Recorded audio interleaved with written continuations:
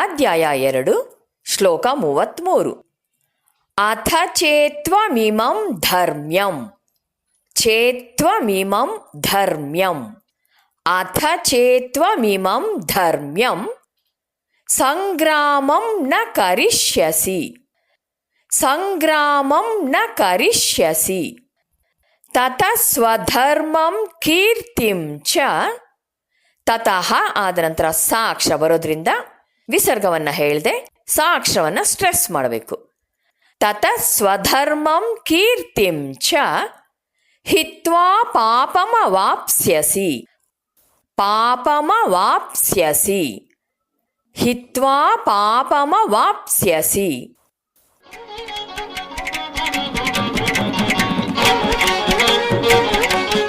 ಹೇಳಿಕೊಡುವುದನ್ನು ಅನುಸರಿಸಿ.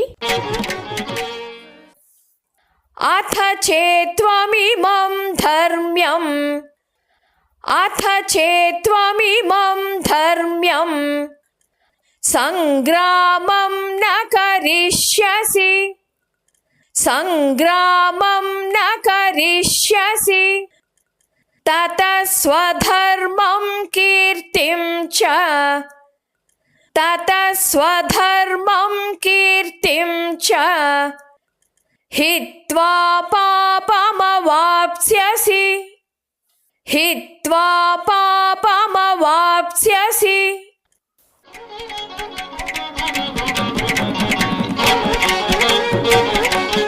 ಪೂರ್ಣ ಶ್ಲೋಕವನ್ನು ಅಭ್ಯಾಸ ಮಾಡೋಣ.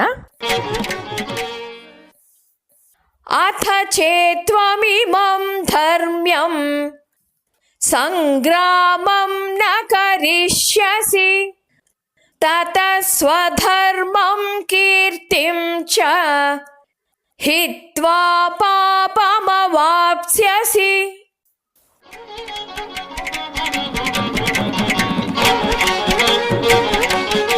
ಶ್ಲೋಕದ ಅರ್ಥವನ್ನು ತಿಳಿಯೋಣ. ನೀನೇನಾದರೂ ಯುದ್ಧ ಮಾಡಬೇಕಾದ ನಿನ್ನ ಸ್ವಧರ್ಮವನ್ನು ಪಾಲಿಸದೇ ಇದ್ದರೆ ನಿನ್ನ ಕರ್ತವ್ಯವನ್ನು ಅಲಕ್ಷ್ಯ ಮಾಡಿದ ಪಾಪಕ್ಕೆ ಒಳಗಾಗ್ತೀಯಾ? ಯೋಧನಾಗಿ ನಿನ್ನ ಕೀರ್ತಿಯನ್ನ ಕಳೆದುಕೊಳ್ತೀಯಾ? ಅಥ ಚೇತ್ವಮಿಮಂ ಧರ್ಮ್ಯಂ ಸಂಗ್ರಾಮಂ ನ ಕರಿಷ್ಯಸಿ. ಹಿಂದಿನ 2 ಶ್ಲೋಕಗಳಲ್ಲಿ ಕೃಷ್ಣ ಅರ್ಜುನನಿಗೆ ನೀನೊಬ್ಬ ಕ್ಷತ್ರಿಯ, ನಿನ್ನ ಪಾತ್ರ ಏನು, ನಿನ್ನ ಡ್ಯೂಟಿ ಏನು ಅಂತ ಹೇಳಿದ್ದ.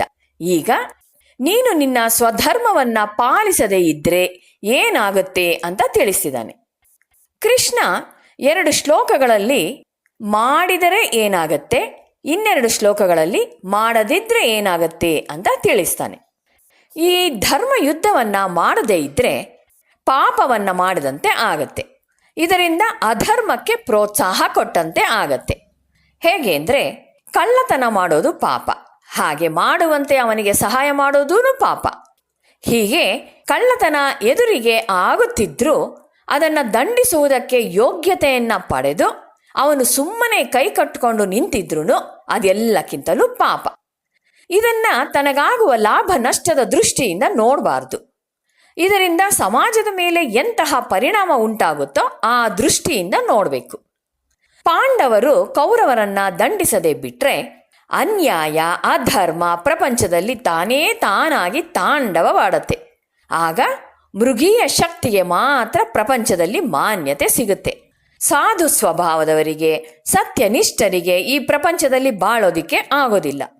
ಆಗ ಅಂತಹ ಪ್ರಪಂಚ ನರಕಕ್ಕಿಂತ ಭಯಾನಕವಾಗತ್ತೆ. ತಥಾ ಸ್ವಧರ್ಮಂ ಕೀರ್ತಿಂ ಚ ಹಿತ್ವಾ.